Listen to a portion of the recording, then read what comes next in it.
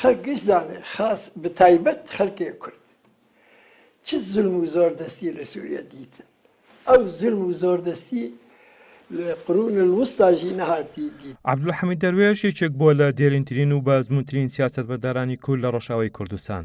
لە ساڵی 1936 لە گوندێکی سەر بەناحەی درباسی پارێزگای حەسەکەی ڕۆژئاوای کوردستان لەدایک بووە. خێزانەکەی بە ناوی حاج دەروێش ناسراون.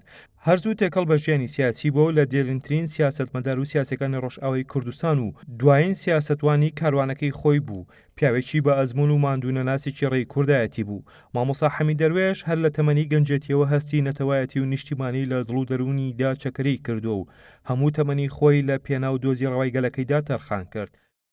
کاک حەمید لە هەڕەتی لاوی یەکێک بوو لە تێکۆشەر و گەنجە هەرە چالاکەکانی ڕۆژئاوای کوردستان و بە ئیستیفادەکردن لە پێگەی کۆمەڵایەتی خێزانەکەی و خانەوادەکەی و بە دۆستایەتی و نزیکی لە جەنابی مامجەلال و لە تێکۆشەرانی باشووری کوردستان کاک حەمید بوو بە یەکێک لە ئەستێرە ناسرا و گەشەکانی ڕۆژئاوای کوردستان.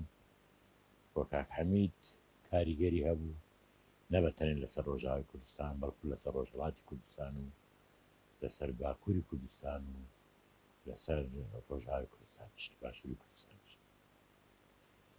کاک حەمید هەمیشە خاوەنی هەڵوێستێکی زۆر ڕوون و ئاشکرا بوو. پیاوێکی بە هەڵوێست پێشکەوتنخواز بوو بە وەزیفەی نیشتیمانی و نەتەوەی خۆی باش دەزانی. کاک حەمید یەکێک بوو لەو تێکۆشەرانەی کە لەگەڵ جەنابی مامجەلال سەرۆک مامجەلالی خوا لێ خۆش بوو، لەگەڵ شەهید قاسملوو، لەگەڵ کاک کەمال بورقای دانەری بیرۆکەی دروستکردنی کۆنگرەی نەتەوەیی و یەخستنەوەی بزوتنەوەی ڕزگاری خوازگەلی کوردستان من چکە پێیان وابوو کێشەی کورد یەک کێشەیە. لە ساڵی 1957 بە هاوکاری چەند هاوڕێیەکی یەکەم پارتی کوردی لە سووریا دامەزراندووە. بەشداری چەندین کۆبوونە و کۆنفرانسی هەرێمایەتی و نێودەوڵەتی کردووە و داکۆچیکارێکی سەرسەختی مافەکانی گەلی کورد و کەمە نەتەوایەتیەکان بووە. تا دواساتی ماڵئاوایکردنیشی لە ژیان سکرتێری پارتی پێشکەوتنخوازی دیموکراتی کورد لە سووریا بووە. لە خۆپشاندان و ڕاپەڕینەکەی ساڵی 2004دا ڕۆڵی گرنگی بینی لە پاراستنی گیان و ژیانی لاوانی کورد. لە دانووسان و ڕێکەوتنی نێوان هێزەکانی سووریای دیموکرات هەسەدە و حکوومەتی سووریاشدا بە هەمان شێوە خاوەنی ڕۆڵ و کاریگەری گەورە بوو. سەرکردەیەکی شارەزا و تێگەشتی کوردایەتی و پێشکەوتنخوازی سەردەم بوو.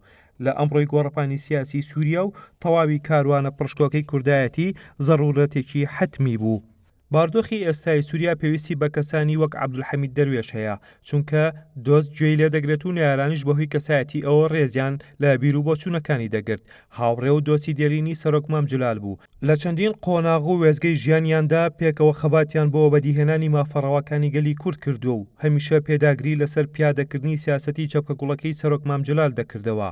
بەرەبەیانی ڕۆژی 24 دەی 2019 لە شاری قامیشلەوە کۆچی دوایی کرد.